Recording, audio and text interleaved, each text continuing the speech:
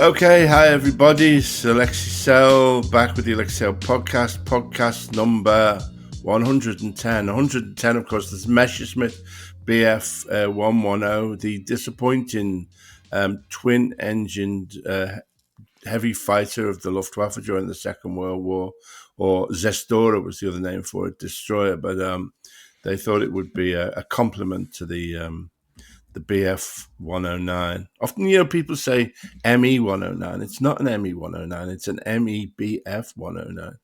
And the 110 was the BF 110. But in the end, it was conceived by Goering and the Luftwaffe as a fighter. But in the end, it needed fighter escort to operate successfully. Later on, the war became a successful night fighter. Jesus fucking Christ. Is this World War II? Yes. Why didn't it need an escort to refuel it? No, just to protect it from Spitfires and hurricanes. It wasn't very agile or anything. No, it was a disappointment. Really, they thought it would be because of course the definition of the great World War II era fighter bomber, of course, is the de Havilland Mosquito twin Merlin engines. What number does superb machine? It's just called. I mean, it went through very many different marks, but it was just called the Mosquito. I've been to the factory, which was in Hertfordshire. Developed as a private project by de Havilland, and then fascinating stuff. But you were just in Germany, though, weren't you? As well? Yeah. So I have to say, I've said this before. I don't know how this. It doesn't exactly burnish my left-wing credentials, but I have a predilection to go on the sorts of cruises that are advertised before Midsummer Murders on ITV3. Not Viking. I've never been on a Viking cruise. I think their ships look all right. They're quite stark and modern Viking, but we were on a similar ship. We started off, we flew into Budapest overnight on the ship in Budapest, and then sailed up the west along the Danube. So we went Budapest, Bratislava, Linz in Austria. There were other places, and then ending up in Vienna, and then we were supposed to go on, but the lock was broken. So anyway, we had to go into another ship, and the last night I think we spent in Passau in the Danube, and then flew from Munich Airport. I have to say, Munich Airport is the worst airport I've ever been. If we need any more evidence of the collapse of German civilization, then look no further than Munich Airport. It's really old-fashioned. It's got weird kind of idiosyncratic. It doesn't have that kind of standardized lettering, signage. So it's all weird, it says, checking gates A, and then there's an arrow and it points to a wall and stuff. And it sends you down and up, and it was terrible. And there's sort of very slow passport control, and that's perhaps deliberate. And it's the worst. I would definitely qualify. It sounds like an IKEA. Yeah, maybe, yeah. But it's the worst. I've been in some airports, and it's the worst airport I've ever been in. It took us 2 hours to get from, being dropped off at the airport. We had to go straight to the gate, to get the plane. It was But this is what I do. So I spent Christmas Day in Vienna, which is a beautiful, beautiful city. Also Linz, of course. Linz is an interesting place, amazing city. I think. Where's that? It's in Austria, restored. I think it was quite heavily bombed because it was a big center of manufacturers, a big steel town. And, but rather than what we did with Sheffield or Birmingham, which is basically flatten it and put roads through it, what they've done is restored the city to its former glory. But there is a school right in the center of Linz where both Adolf Hitler and Ludwig Wittgenstein, the greatest philosopher of all time, were in the same school, and were actually scheduled to be in the same class, but there was an exam or something, and Wittgenstein was put up a year and Hitler was put down a year. So they never actually were in the same class. Wow. That But was like it's probably a it's where it's crossroads in the world's history. yeah. Everything could have gone very differently. Yeah. It's it's the town that Hitler thought of as his home.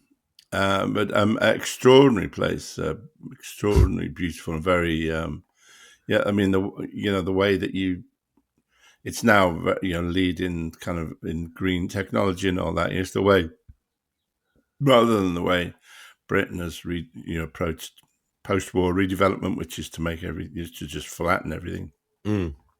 Linz is an example really of just making taking the best of the past and adding it to the technologies of the future and making a really harmonious whole. Whereas Britain's urban redevelopment is just a nightmare, really, particularly northern cities. But that does lead to I'm sure it's not without its problems. If you go to Paris, some of the the flats there, they struggle getting water or internet because they're just such ancient structures that they just refuse to redevelop in a substantial way. Yeah, still got the same foundations and walls but that's why the French are so slim and fit, because they have to walk up and angry 6 flights of stairs every day. But they are angry about that. I saw a video of this American who lives in Paris, and she was like, "I'm going to show you how my journey to my apartment from the street." And she's like, literally, she's on the street, and she just shows you a point of view video of her getting into her flat from the street. And it takes the video, I'm not kidding, is 4.5 minutes long.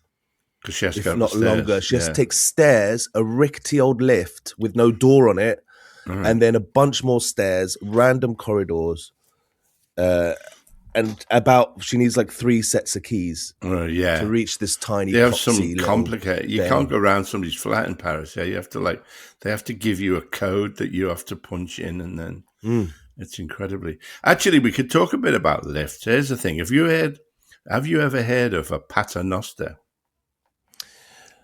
No, I'm going to be honest. Well, a paternoster is a continuous lift. It's like a kind of conveyor belt. They used to have one in the English department at Newcastle University when I used to go up there when I was still at school, and I was friendly with Wilco Johnson and Brian Ferry. And it's a sort of like it's a continuous. So it's not one lift; it's like a load of lifts following each other, and with no doors on it, and you just jump in and jump off. I think it was probably considered. I don't know whether it's British technology. It's probably a bit dangerous, really. I think there's obvious dangers there in terms of getting trapped between the roof of the lift and the kind of the entrance and stuff. But for a while there in the 60s, you'd from time to time encounter a paternoster. I don't know whether you still encounter them anymore, but I'd love to hear people. There's one in the University of Sheffield. Okay, that's interesting. In the Arts Tower. Right. One in Aston University as well. But seems to be popular in universities, yeah. And in Germany, Prague, and Netherlands, you'll find them too. Yeah. It's called a paternoster, which means our father. Do you know why? Can you guess why? No. Because of the resemblance of rosary beads, the way they rotate. Oh, lordy. Isn't that interesting? See, it was a sort of challenge to Big Lift, wasn't it? It was a Paternoster Corporation, probably like plucky little guys. And they were like this, you got Big Lift, you got Otis and Schindler. And Krupp. And they were like, yeah, we're plucky little, we've got a different lift. But of course, they were Big Lift in the end. Discredited them just because people got stuck between them. I don't know. That's crazy. Yeah. But yeah, if anybody's got any recollections of Paternoster, the plucky little lift that said. When my eldest sister was a baby in like 1979, maybe, or maybe 81, they were in Damascus. My mum had her in a pram on a lift, and it was one of those lifts with like the door that you slide back and forth yourself manually. Yeah. With a concertina door, Yeah. yeah. And so you can see the walls rushing by as you go up. And my sister's like shoelace got caught or something, and she ended up getting dragged into it.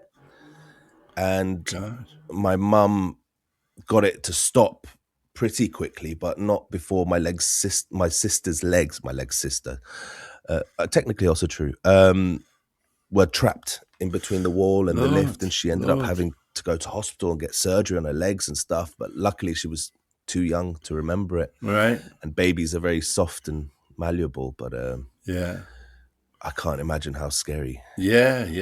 Well, And the paternoster doesn't. Yeah, At least there's nothing to get trapped in. It's kind of just like open faced.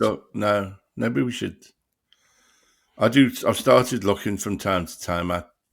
They're doing some interesting things in lifts now for the older client. Really? We're in that. Yeah, you can get your own lift for about 30 grand, I think. Like straight through the floorboards. Wow. I don't know. They don't. I don't know how they work. They're not like conventional lifts with like counterweight and stuff like that. They just I don't know how they work really. It's like a hydraulic piston shoots you up into your living room, possibly, or suction tube. Yeah, you're getting to that age. Have you thought about getting a Stena stair lift? Yeah, well, I got one for my mum. Really, I got one for my mum. I was spectacularly ungrateful as usual. It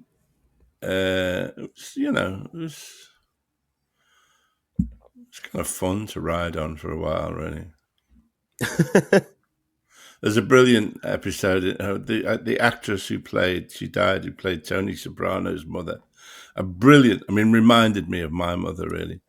But there's a brilliant. I think the first time we see her is Tony's round at her house, and she appears from the top right-hand corner on a stair lift, slowly coming into frame. It's one of the great pieces of television making of all time. Really, this malevolent, poisonous character. Who'd thought when we started this show was going to be like? How far in are we now? 12 minutes. 12 minutes, and we're still talking about lifts. This is the kind of shit you don't get on LBC, isn't it? Really, this is what you get, and the rest is history. The rest is men who look like LBC, monkeys. Man. Why do they give airtime to LBC? Winds me up so much because they shouldn't fucking give airtime to these toxic, disgusting opinions as if they are important or educated or informed. Well, it's traffic, isn't it? Really, it's just I don't know. I never listened to it. I understand why it exists, but there should be some regulation, or the people who are the present. There should never just be one presenter. There should be two presenters, so that it's because you end up sometimes have like a fascist talking to a fascist. And really, I never. Do you listen to it when she's out driving your cab? I don't ever listen to it. I occasionally see clips on YouTube of Dick Ferrari. Yes, that's what I get. Yeah, I'm just watching this very hypnotic footage of a ride on a paternoster in Prague.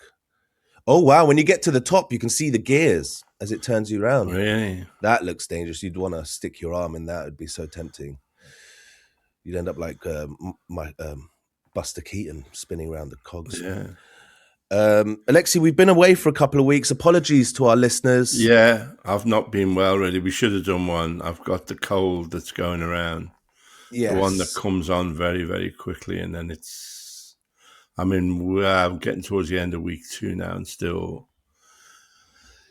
not by any means 100%, really. I haven't been out in the evenings or anything, just occasionally for a short drive or a walk to the shops, really, as much as I can do.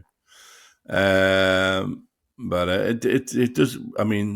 It does make me feel. If I go away, the world does go to shit even more, doesn't it? I do feel like if I'd been keeping an eye on things, maybe some of the invasion of Venezuela might not have happened.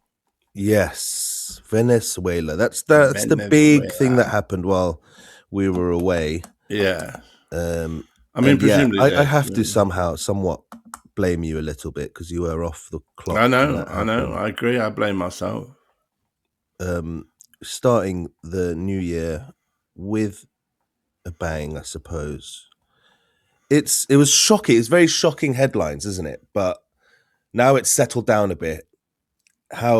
What's your reflection on the situation there, on the Well, it's kidnapping of the still kind of president? mysterious, I think, what happened, because you've again, with my military matters hat on, the fact that I mean, looked like a very dangerous, I mean, there's that shot of the helicopters silhouetted against the night sky, and anybody with an assault rifle or a light machine gun, or I think I saw somewhere taking a couple of shots at them with an Iglo, which is a man-pads, a man-portable Oh wow! a Russian, and I don't that, but I mean, I think that there was either a remarkable level of sabotage or something really that the Venezuelan air defenses seem to have been turned off, which because some of those planes, I mean, I think Venezuela had a reasonable air defense system, and it just didn't operate for whatever reason. Really. So it's questions about what happened there. I mean, it's obviously, it's completely illegal, and again, it's funny, isn't it? I didn't see that, but there's that guy on Sky shouting at Jeremy about it. It reminds me of the early days of the genocide. Will you condemn Maduro? Amnesty International issued a report. I'm sure correctly. I'm no fan of Maduro. That the two children were killed. Well, if you're enforcing murders of children, you'd have a list, and you'd start with Benjamin Netanyahu, and nobody seems to be going after him. It is. I don't know. I mean, it's nobody's talking about Epstein anymore either. I mean, I don't know to what extent Trump would go to stop all talk of that, really, because that's that's something that's got was difficult for him. Got buried. I mean, I don't know. I mean, I have nothing particularly interesting. I mean, I have no particular insight, I think, on these matters, really, apart from the military aspect, really, about what's going on, or I mean, it's wrong. It's obviously a heinous contravention of international law, if any of that's left. Yeah, it is, and how much is it just sensationalism? Like, yeah, because moving forward, there isn't much. From what I've heard, like how much can America really control and take over Venezuela? Yeah. A lot of people are saying it would be like Vietnam times 50, because of the how much anti-American sentiment there is in South America and the countries surrounding Venezuela. Like how many militias would come in to help defend Venezuela, guerrilla fighters and armies. It would become a very difficult war if they decided to go down a military route, and if they were to they're never going to put boots on the ground. Yeah, if they ever wanted to try and actually control the oil, that's something that will take 10 plus years to actually make a substantial difference and actually start getting oil out of the reserves and bringing it into America. So it's not a very sustainable thing. And to already, before you even started actioning that kind of stuff, to already start talking about Greenland, it does just seem very much. It's kind of empty theatrics in a way, isn't it? It's the illusion of, I guess the most pragmatic thing is just they want to install a leader there that will just comply with American wishes. Yeah, I mean, again, it shows up the utter bankruptcy of our own media. I mean, I don't know. I mean, all elections in Venezuela up to the one in 2024 were certified as being legitimate. Really, that Maduro, was democratically elected up until this election. Now, this election, I don't know the details of whether or not he won or lost it. But there's an implication that Maduro is a long-term dictator, and that's simply not true. Yeah, and there was, but he hasn't been good for the country. And I think in recent years, he has turned into, he's shown signs of psychopathic dictatorship, and I think And probably there have been clamped down on free speech, but it's still there's a lot. I mean, my information about Venezuela is quite out of date, really, but perhaps. But there was lots of independent, anti-government TV channels a few years ago, and I mean, you remember? I mean, I remember. I mean, again, the bankruptcy and the dishonesty of our media. A few years ago, there was a guy called Guaido who declared himself president. It was I think he was like deputy.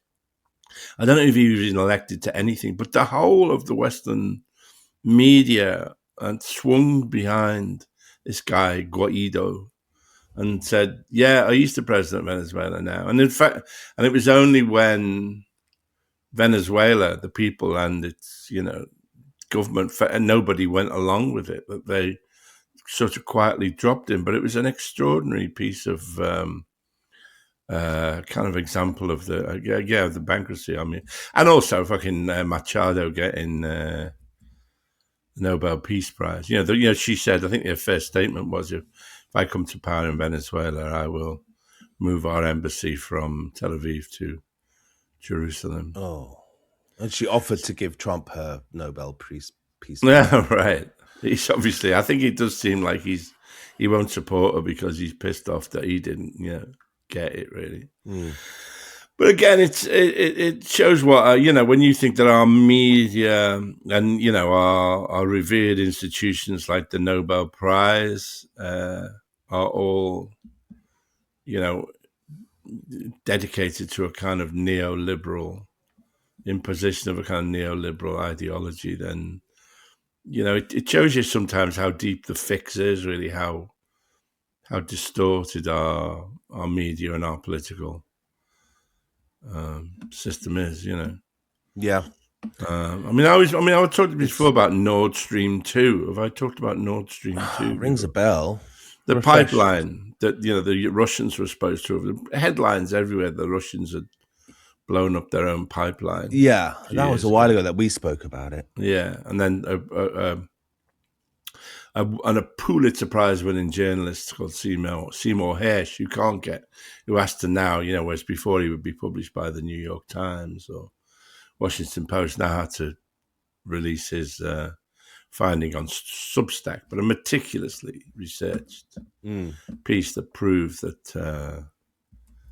the Western security services have blown it up, and that's never been corrected. That's always been just dropped, So we live in a we don't really need any more proof, but just you're constantly reminded of how much of a world of lies that we live in, really. And the Labour files, they just feel like dust in the wind now. At this point, it's like, what even was that? Yeah. They just keep piling on the shit until the shit at the bottom isn't even a memory anymore. And also, a friend of the podcast who we're going to have on, hopefully, there was the Israel lobby in the shape of the Campaign Against Anti-Semitism, and this lunatic, what's she called? She's not even Jewish. Daphne. I don't want to get her name wrong. She lives down the south. Pro-Israel lunatic tried to bring Mark Lewis. They tried to bring a case against Reginald Hunter, that whole thing. And the judge threw it out and made really scathing comments against the Campaign Against Anti-Semitism, and just saying they're trying to get him cancelled. They were dishonest. They didn't, it was clearly their evidence was not to be relied on. And that got no mention at all in the mainstream media. Really. And it was really significant. It really showed the Israeli pro-Israel lobby up for what it is, really, the dishonesty and the malevolence of the Israel lobby. And of course, you've also got this, shit with still going on with Maccabi Tel Aviv and the Aston Villa match, where, the reason I suppose they want to, go, because Maccabi Tel Aviv, that is the soul of Israel, these racist, violent racists. Yeah. That they have to pretend that they're people who should be, but a kind of parliamentary committee, which I think is stacked with members of Labour and Conservative Friends of Israel. It was 5 out of they were doing a committee about the Maccabi Tel Aviv case. Yeah. 5 out of 8 of the politicians on the committee were directly linked to their party's Friends of Israel group or an equivalent. So, yeah. But this, the parliament being so not caring about, health outcomes or justice, or genocide, but being really devoting itself to being affronted because some foreign football fans couldn't get to go and see their team play. It shows the degree to which the Israel lobby really. They're just forcing the point. They're just trying to find any strain of anti-Semitism in it when it was just a notoriously violent fan base that we wanted to prevent coming from Birmingham and causing damage. Yeah. And the people of Birmingham were like, if they come here, we're going to fight them back. Yeah. So they wanted to also prevent any sort of violence on the streets. Like it's a straightforward, logical fucking thing to do. Stop digging. And congrats to Reginald. And it was Heidi Backram was the lady. Backram, that's he was beefing on X. Okay. And absolute. He's been dragged through it for months. It's been since early last year. It's been dragging on and on. And just for it to end up being nothing is and so that should have been covered. That should have been the lead in, the 9 o'clock news or whatever. What the judge said about the malevolence of the campaign against anti-Semitism and this woman as well, and people like her. And it's truly shocking that story didn't get any coverage at all. Really. I think one mention in the one mention like in the Telegraph or somewhere. But really, it reveals the nature of our society, really, and those who argue for Israel and their turpitude. And so, another thing that this theatre of bangs and booms over in South America and is also distracting from is the ongoing genocide and the ongoing just continuous breakage of ceasefire in Palestine and the West Bank, the army shooting at students at Birzeit University who were gathering to watch a documentary about the Hind Rajab case. Just the idea of just opening fire on them and dispersing that crowd. Properties, family homes being demolished and seized. All that farmers being terrorized, and it's almost like we're back to the status quo, just with a little extra spice of genocide, like because it was never peaceful there. No. And we need to not stop shouting about it. And actually, I got a message on our Patreon. If I can share it with you quickly. Mm-hmm. Thank you, Patreon subscribers. Support the show. Support the ongoing production of this grassroots show. We don't use any advertising. It all depends on word of mouth. Please tell your friends. Please leave us a 5-star review on whatever app you use to listen to the podcast, or like and subscribe on YouTube, whatever. But also support us by going to patreon.com/alexeisaylepodcast. Watch video episodes and extra content and join the chat rooms. And Anthony on the chat room received an email from his MP saying they're going to ban repeated protests on the same subject. And this is from his MP, Chris Philp. Shitbag. Croydon He's South. a Tory. He's not part of it. Yes, I mean, that would be what the Conservatives would. Well, he bring says in, I suppose. It is right. In one part of the email, it is right that the impact of the cumulative disruption caused by protests is considered by the authorities.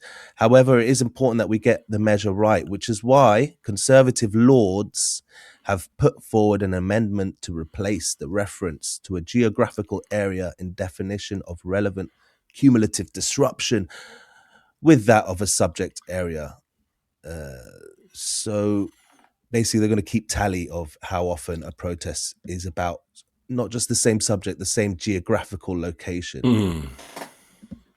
Yeah, well, yeah, the Tories are, I mean, Tories aren't in power, so I mean, filth is a Yeah, fuckbag, and they are. so it might Yeah, not happen. they our rights to protest are being continually narrowed. Really, do we want to talk about the? I haven't really been following the hunger strikers overly much. Two of them are on the verge of death. It's really quite disturbing to read about, and it's very hard to find any mainstream The outlet BBC, I think the talking Where that about it. one yesterday had a long piece on it on Radio 4. Oh, that's something. Yeah, at long last. When was the last time we had hunger strikers in UK prisons or UK soil? Well, It's the IRA, isn't it? yeah, Bobby Sands. And Yep. Yep. 58 days now, 60 days. Well, And the government just refusing to do anything about it. yeah. I mean, they'll, they will. You'll see them U-turn on. I think they're U-turning on business rates for pubs today. They'll U-turn. They will never. I don't think they will ever really U-turn on their crackdown on civil liberties, and I think that shows you whose interest they are operating. I think really they will not. Who they're trying to impress. Really, I can't see that they will ever really. I mean, maybe if Starmer goes and Andy Burnham comes in, they may quietly drop some of that, the prescription of Palestine action. But this Starmer is so in the pocket of the Israel lobby that he will not shift on this one thing, shift on virtually anything else, but he will not shift on this. Is my guess, really. And his willingness to let British people just die for the sake of the tiniest aspect of a foreign military. So a foreign military can make components for drones that can kill children. Shows you where their priorities lie. And it shows you they don't give a single fuck about any of us. No, you're right there, mate. If it's them, you're not wrong. Now, I think it would take so little for you to be next for them not to give a shit about. Me, you, or any of our listeners. Not me. Yeah, you. Me. Well, you think you're immune? No, not really. Starmer would let you die. Sorry. I don't know why. We've come a long way as well from the highly kind of structured, early podcast. I was just thinking as well, haven't we really? But I was wondering, to come back, I think they missed a trick there. Calling it a paternoster is not great branding, is it really? If you called it like a people's shooter or something. Or not, it's not, people are not, it's not, it doesn't inspire you, does it? It's not like Jaguar E-Type or McRib sandwich. It's not a great piece of branding, the paternoster, something in Latin that refers to rosary beads. I think the paternoster people missed a trick there. Yeah, they're romanticizing a very mechanical conveyance of. Yeah, I should have made it more romantic. I can't. I have to say I can't. I've got a cold, so I can't think of anything. Well, it reminds me of that. Do you know that kid's toy where you have the penguins and there's a ladder? There's like a stairs that takes them up to the top, like this automated conveyor that takes them to the top of a hill, and then the penguins shoot down this slide around this little course, right? And they come back to the bottom of the steps, and then they get taken up to the top.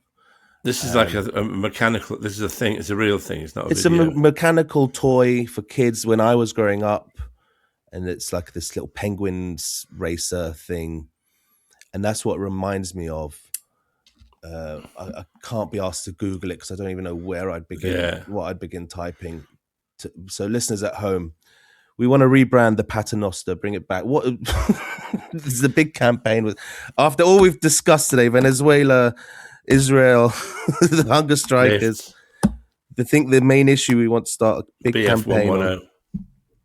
Yeah. Bring back the Paternoster, make it And see, popular. we're talking about penguins as well. Years and years ago, Lisa Mayer's son Isaac, when he was young, was obsessed with this website, which was like it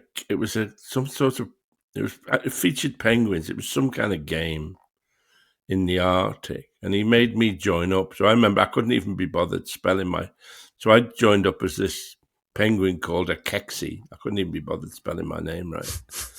And I never did anything. I don't know whether this is similar to the driving game where I just park my car outside my house. I would occasionally check up on a Kexi. But anyway, there came a moment when they announced that they were going to turn this game off. And so loads of people who over the years had played this game and then stopped, they all came back for and it's a bit like that scene where the world ends, isn't it? When a meteor is about to, everybody came back and stood waiting for the end of this world. It was just a really interesting idea, really. And I think there's like an orange flash, and then it didn't exist anymore. Somebody will know the game. But I thought that was really interesting that loads of people. Kexi was there somewhere, just standing there as he'd been standing there for 10 years. Was it Club Penguin? I'm not sure. Is that one that they turned off? That's the one I'm finding. It looks like that's the one. Oh my God! So everyone just gathered to watch the end of the world together.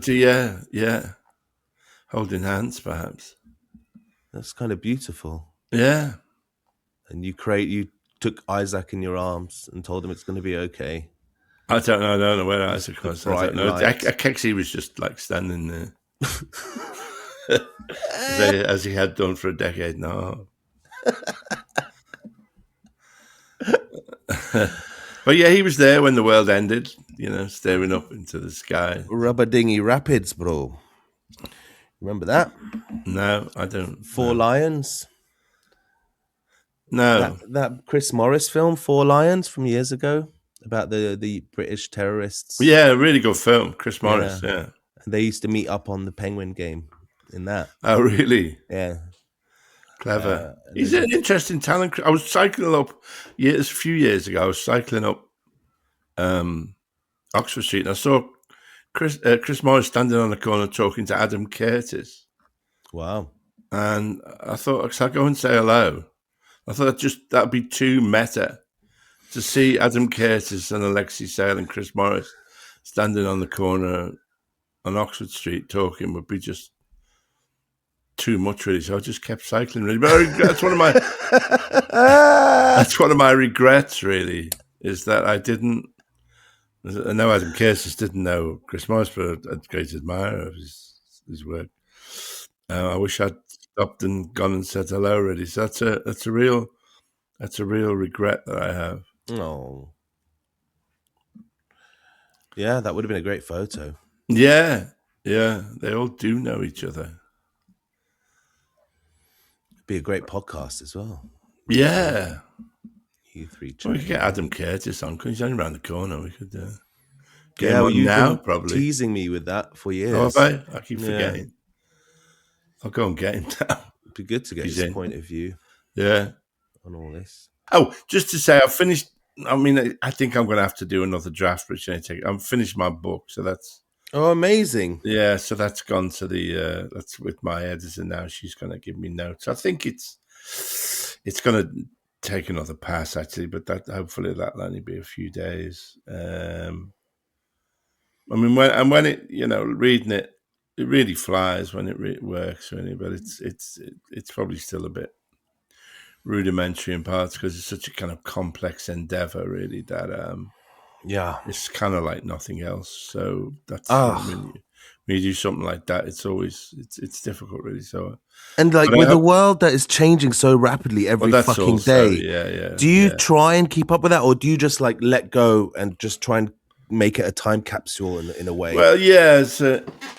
I mean, you can't. You can't. I mean, I think that obviously the genocide is going to be with us, and so that as an indicator both of an outrage in itself, but also a kind of barometer of where our political system in the West is right Yeah, now and will be for yeah. the next few years. Is that like I the think you last can talk chapter of about the book? it's the last because it's a kind of memoir, but it's also about demonstrations I've been on. So it's a kind of composite. The last one, I mean, I chose at random a Gaza demonstration in May, really, to just talk about Hmm. just try and describe it, really, in a kind of lyrical way, but also, Every lyrical day. just to get the kind of, the things that are always there in those demonstrations, really. So that's one aspect of it. Does your trusty Arabian sidekick get a mention in the book? I don't think you get a mention anywhere in the book.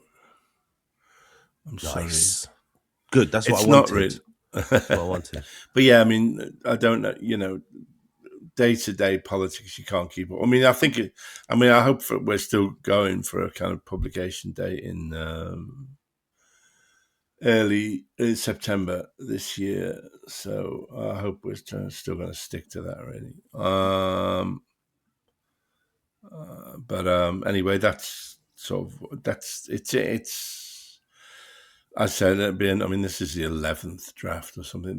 I think there will be another draft, but it's kind of nearly there, really. So that's just. Are you proud of it, or is it hard to look at it that way now? Yeah, I mean, yeah, I think. Well, I mean, it's like anything, really. Some days you think this is the greatest piece of art ever committed, invented by mankind. Other days you think this is garbage, So, yeah, I think it's.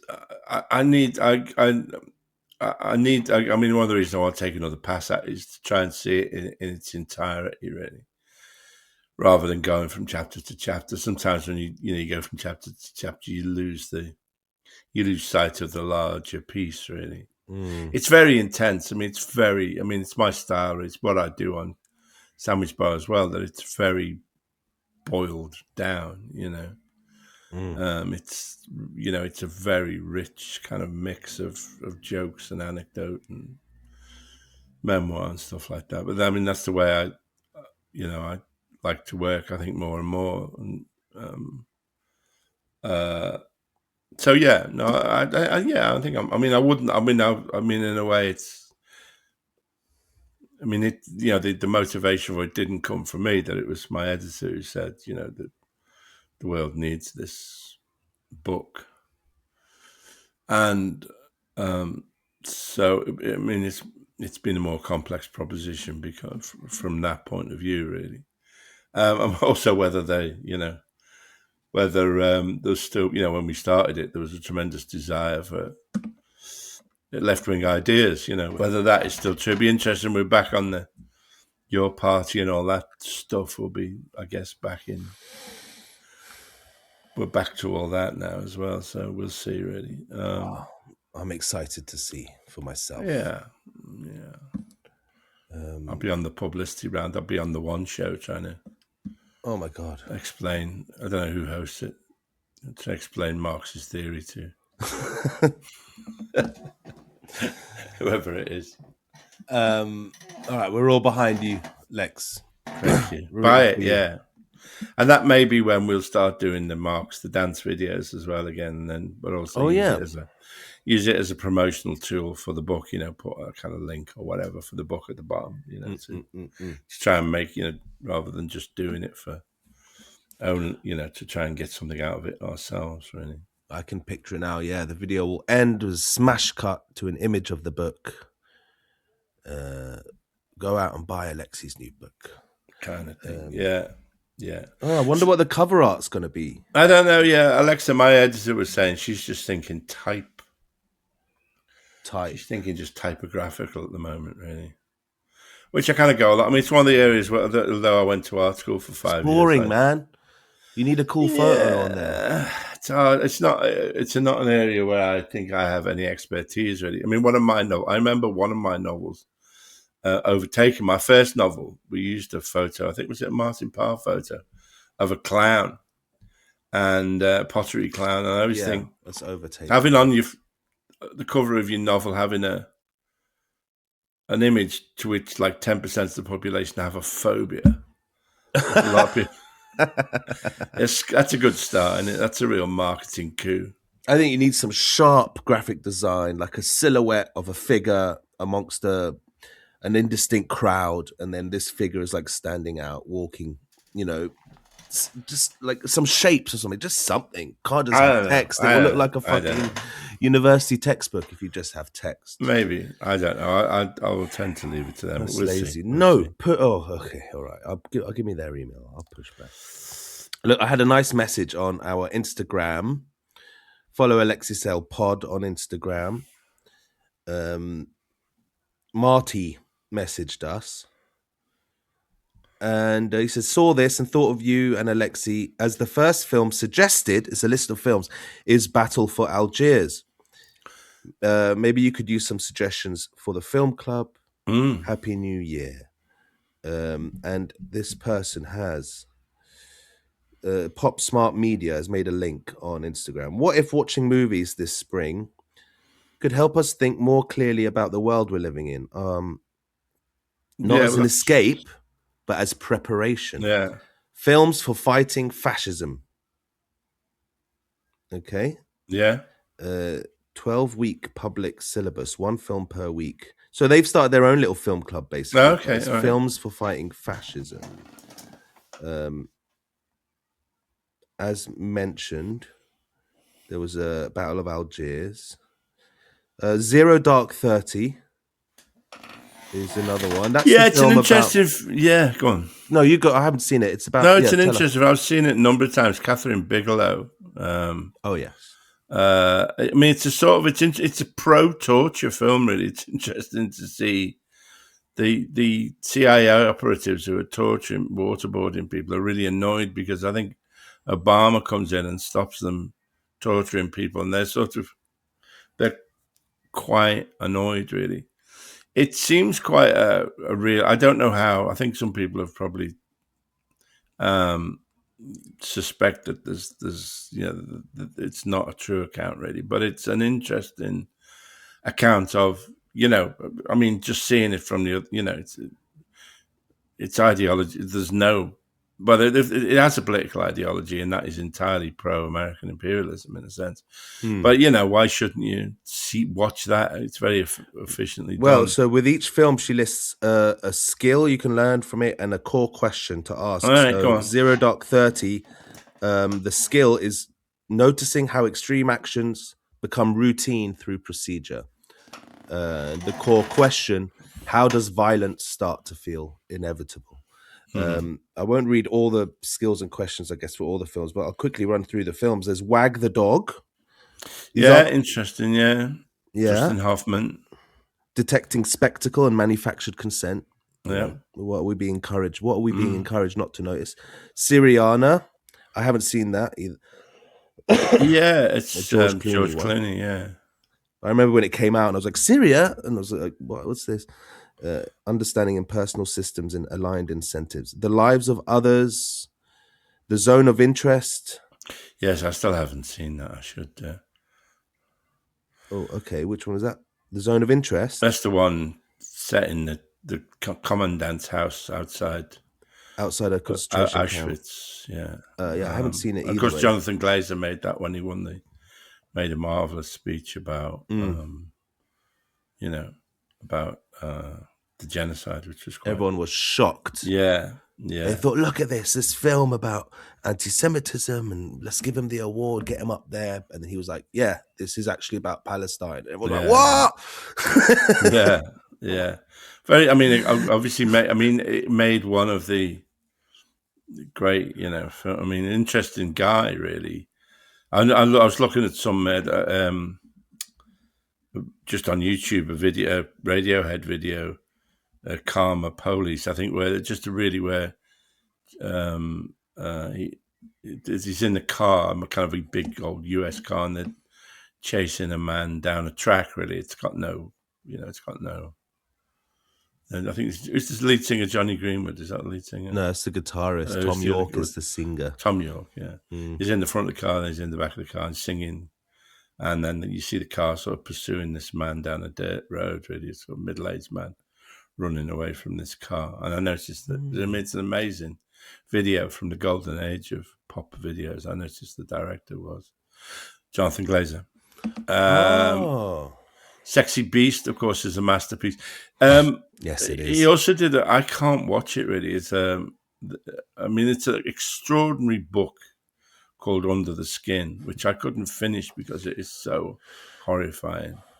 Oh, God. And he also made a film of it with semi-improvised with Scarlett Johansson, where she's driving around in a van and sort of luring guys. I mean, in real time, luring guys into this van. I mean, it's taking quite a lot of liberties with the book.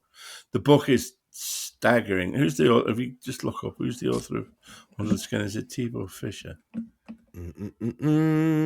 Michael Faber. Michel Faber. It just fucking hell! What a book! I find that film kind of unwatchable in a way. Really? Yeah. But a great talent. Well, oh yeah. Anyway, so Zone of Interest, Jonathan Glazer. Yeah. Yes, Zone of Interest. Maybe that's an interesting one for I don't know if I can film club. Okay. Selma, Norma Ray, The Insider, Children of Men. There's finally one I've seen. Children of Men, yeah, it's really interesting. It's P.D. James' novel, isn't it? It's again, a very coherent, a really well-constructed world, I think, really. Really, very much, yes. Interesting really cars as well. They use a lot of mad French cars. The Renault Velsatis and the... I didn't notice that. Yeah. Wow. Yeah. The skill to learn from Children of Men is protecting care and solidarity in collapsed systems. And a core question is, where does hope live when institutions fail? It's more, very post-civilization. It's a great film. Shawshank Redemption makes it on the list. Yeah. Frank Darabont. Yeah, it's a movie you can watch endlessly. Yeah, absolutely right. It's got this timeless quality to it, and it's just wasn't a hit when it came out, of course. Every note of the film just hits so nicely. It's a satisfying watch every time, really. I used to say this thing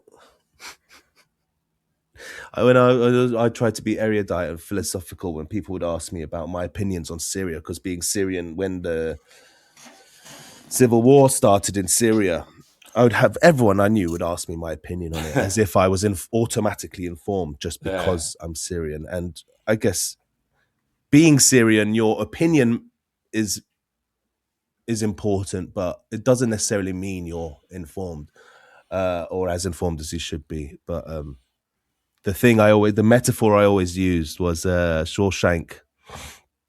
The 2 miles of shit you got to crawl through before you get freedom, Right. And I would describe the Civil War as the 2 miles of shit, and I'd say, revolution isn't never easy, it's never simple, it's never clean, it's never without death, and you got to go through the 2 miles of shit to find freedom. But I think they took a wrong turn at Albuquerque, because it's not quite the freedom Syria deserves just yet. And the last film on the list is A Bug's Life, which is funny. They ended with like a nice soft note, but there is a film about people power, and because it's about the ants coming together to fight the authorities, and how as individuals they're powerless, but when they come together they can defeat any enemy,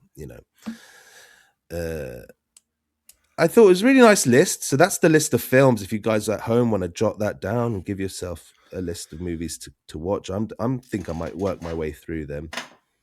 Yeah, I was actually one of the films that I was talking to Linda about when we were on holidays is a film. I don't know where we are with Woody Allen films now, really, but there's a Woody Allen film called The Sweet and Lowdown, There's just been on Sky a terrible version of Amadeus. The Oh story of yeah, I saw the ads for that. Amadeus, with Mozart. Amadeus, Also, somebody Amadeus, spent time in Amadeus. Linz. Mozart and Salieri, and it's awful. It doesn't start out too bad, but it's really, really, really bad. But it's about. There's also a Woody Allen film called Sweet and Lowdown, which is about how Sean Penn is the greatest jazz guitarist in the world, um, except he's unfortunate enough to live in the same time as Django Reinhardt, and so he Oh, would be. And it's that. I mean, I suppose Salieri was a mediocrity, really. So Amadeus is not the Peter Shaffer play; it's not quite about the same thing, but it's about how do you live in a world when you're a genius, but there's an even greater genius. And I know that I remember Sean Penn can't say Django Reinhardt. He passes out if anybody says Django Reinhardt. He faints. It also stars Samantha Morton, somebody I've worked with, yeah. who as luminous beauty as a deaf mute, really. And Sean Penn's character is also a really bad person. Woody Allen's films were interesting to see. I might watch it anyway to see. Woody Allen's films, for all what we know about him now, were full of the most interesting philosophical ideas. Really, I don't know what to say. Where we? Well, I don't know. It's hard to imagine watching a Woody Allen film without feeling a bit sick, really. But that's just your imagination. I'm sure actually just sitting down and watching it isn't that fucking difficult. And if it's a good film, it's a good film. Yeah, it's about something. And it doesn't so many seem of to his be films, like some of his other films. It doesn't seem to be about dating and having sex with teenagers and stuff. No, or does that feature Yeah. in the film? Not as far as that. Well, no. I think because that would be a bit. The Sean Penn character is a kind of pimp, right? Oh, but did you watch Sinners from last year? Yeah. Okay, good. It's a really. I think it's a unsuccessful film. I didn't even know that Michael B. Jordan was playing both those parts. Well, somebody's pointing out. Lisa, I think, was pointing out that he's an alumnus of The Wire. That he plays Wallace, who gets bumped off in the first two seasons of The Wire. Famous line of the other kid goes, "Where's Wallace string? Where's Wallace at, man? Where's Wallace?" Right. Knowing that he's been bumped off. What, you didn't like Sinners? I found Sinners really interesting. I thought you could have done without all the vampire shit, really. Yes. There's a much more interesting film about black life and black music and stuff like that. The vampire shit just seemed kind of get in the way, really. But why not? It is like two different films been meshed together, but like, why not? It was fun. And you've got all that stuff, and then you've got all this other stuff. It's all there. I didn't feel like it dragged on too much, the vampire stuff, and there was some creative action ideas. That scene with the Irish kind of musicians / vampires singing around the campfire is an extraordinarily powerful scene. It doesn't really make any sense, but it's a very powerful scene in and of itself. I thought it was. I was mesmerized by it. Mm-hmm. The one moment of the scene that everyone harps on about was beautiful, but it wasn't all that. There's a moment where you see all music throughout all history kind of happening at once, all through this one singer's performance. And, right. People made a massive meal out of that. I think there were much more important moments in the film than that, and performances. But it was gorgeous, and I don't know why I thought of The Sinners. I guess a film about musicians, Sweet and Lowdown. Mm-hmm. All right, Sweet and Lowdown. Let's hear from the listeners whether we want to watch that. Indeed, how do you feel about watching a Woody Allen film? Yeah. Part of the film club. Do we want to mar the name of the film club with these type of people? We're coming up to the end of the show, Alexei. Support the show, please. Patreon.com/alexeisaylepodcast. Whenever we take a week off, when the rare times that happens, it does pain us. We don't do it on purpose. No. And we appreciate all the support we get. Anything else? Anything? Well, look, man, we didn't talk about... while we were away, we didn't talk... Bondi Beach fucking happened. The ICE shooting just the other day, even yesterday, I think, as of recording. And I wanted to talk about the Reform candidate for London mayor. We're both Londoners. I'll posit this at you and then tell me what you think. All right. I'm just going to tell you bits of some of her policies. What do you think? Before we go? Yeah, right. Well, Farage unveils London's mayoral candidate to take out Khan. I don't think, just to start off, I don't think Reform ever will stand a chance in London, of all places. I guess not. I had no idea of the voting demographics. I mean, I'm not a huge fan of Sadiq Khan, but... Certainly, but I don't think, and we don't even know if Sadiq will be standing for a third term. But Layla Cunningham is her name. She's very glamorous, she's like the opposite of Farage, visually, physically speaking. Former public prosecutor, but here's some of her. There'll be a new sheriff in town, and I'll be launching an all-out war on crime. That's the top one. She thinks that it's become a knife capital of the world, London, and she wants to stamp down on that, probably including a lot of stop and searching and discrimination against brown and black kids. And she vows to scrap the ULEZ. Have we ever voiced your opinion on ULEZ? Lex, do you want to put the ULEZ? Do you want to put your name in the ring here? No, I have to pay it every time I move my car. And how does that make you feel? Well, I think they lied to us didn't they, a few years ago? They told us that diesel cars were green, and turned out they weren't really. No, I mean it's again like like going on river cruises, having a big diesel car. It's not. I know a few of you'll die inside when you hear this. That not Lexi, got a whacking great car with a diesel engine in it. As if you weren't disillusioned enough by me going on a river cruise. And opening the show with a fighter jet. I mean, I can afford. I mean, it's an absurd indulgence having a car in London. I shouldn't have one, really. It's the last vestige of me holding on to the 1990s, I think. It used to be your job, wasn't it, to review these? I was a motion journalist, and also, when I was gigging, I needed to get to places. She wants to reclaim the city against grooming gangs. Really? Which there aren't any in London, as far as I know. Mm-hmm. So that's Reform's candidate for London. I thought that would be more. What you told me so far, Talal, I don't like her. So thanks for going along with that. I thought that would be a more explosive I'm ending. Not gonna, I don't usually like to. That's weird. I was watching, just flipping around. I was watching Mickey Flanagan, who is a nice guy. Came to actually see me when I was at Soho Theatre. When I got really nervous and my voice cracked, I got it back, but it was a difficult night. Anytime I met, but I just watched him play in this huge arena. I think it must be Wembley. It looks like 20,000 people. And when he does some joke, I just came in the middle of it. And then he says, maybe I should do that on the Royal Command Variety performance. And then he says, no, I'm not, because I'm not bound and scraped into that big-eared cunt, he says. And the audience kind of cheer, but you can see their... And then I think channeling me a bit, he says, oh, they do a lot for charity.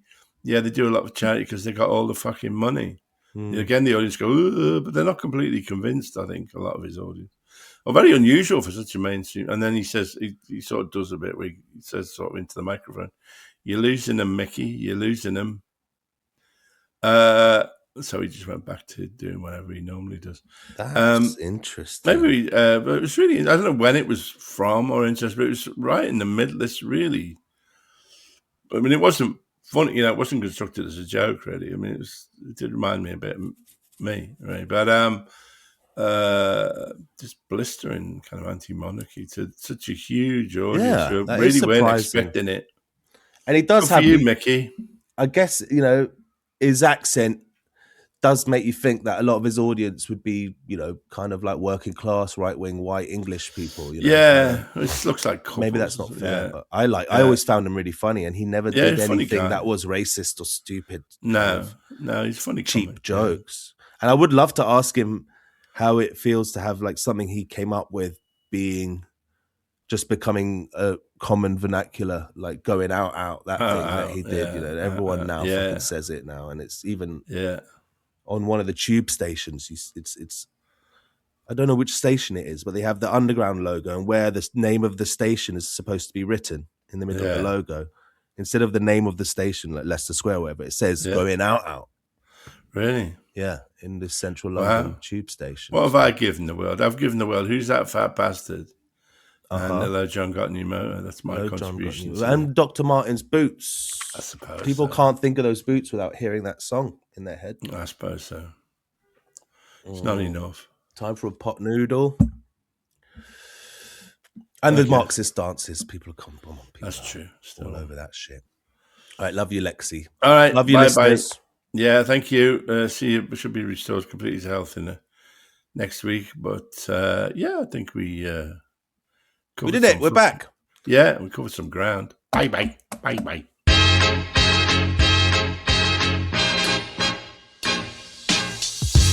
You've been listening to the alexeisaylepodcast. This show is produced and edited by Talal Karkouti. Music by Tarbush Records. Thanks to Audio Boom for hosting us. Please keep your emails coming in at alexeisaylepodcast@gmail.com. Goodbye.